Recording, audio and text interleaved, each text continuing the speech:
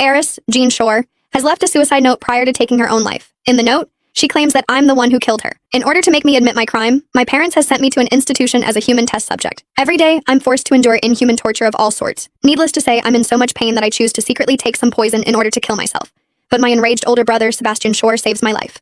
With bloodshot eyes, he yanks me by the hair while yelling at me. The pain that you've gone through isn't even 1,000th of the pain Jean had endured. You don't have the right to die. I can only obey Sebastian numbly. But soon I get sent to the restricted area. There, my belly swells with life, only for me to lose it sometime later. Finally, I've learned my lesson and become docile. No matter what anyone asks me, I keep admitting that I'm a vile woman who has killed Jean. My parents burst into delighted tears. Sebastian can't wait to have me sent to the court where I will be sentenced for my crime. He tells me, as long as you admit your crime and go through the punishment, we'll forgive you. I say yes in an obedient manner. I know that my family wants me to be sentenced to death, but what they don't know is that I can't live long enough for the death sentence to be carried out. The moment I walked into the courtroom, I heard the entire gallery suck in a sharp breath. It was all because I was dressed in torn, filthy clothes with not a single uninjured patch of skin on my body. Every inch of me was covered in wounds from being abused and humiliated. Mom and Dad saw the way everyone was pointing at and whispering, their faces twisted with anger and resentment. Didn't we take you to a doctor yesterday to get those injuries treated? And now you're showing up looking like this. Are you trying to make everyone think we're the ones who abused you? You really are vicious to the core, Sonia. The words stabbed into me like knives. But inside,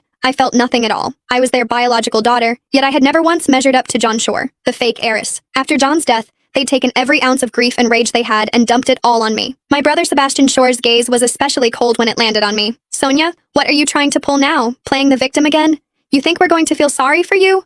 You sure didn't think about today when you killed Jean, did you? Mom's tears burst forth like a dam breaking when she heard Jean's name. My darling Jean, why wasn't it you who died instead of her, Sonia? I lowered my head and stared at the wounds on my body, suddenly a little dazed. Would they still look at me with this much hatred if I really were dead? Would Mom ever bawl for me the way she was now? Probably not. As for Sebastian, he knew better than anyone where all my injuries came from. After all, during my time being locked up in that lab, he was the only one who came by every day just to watch me being tortured. Just yesterday, he'd yanked me up by the hair with a cold laugh and told me to go to court exactly as I was now. The more people cursed me, the happier it made him. And now, he'd gotten exactly what he wanted. I closed my eyes and said calmly, don't waste any more time. Let's just get this over with. I wanted to end this pain as soon as possible and leave them forever. Right before the judge was about to start the trial, Sebastian suddenly spoke again. Sonia, remember that you brought all of this on yourself. You're going to accept the verdict, whatever it is. I grimaced, knowing exactly what he meant. He was afraid I'd be like before, refusing to admit to any of the charges. He was even more afraid I'd resist when I heard that I'd be sentenced to death. But he had no idea I'd stopped wanting to live a long time ago. I was dragged to the defendant's stand.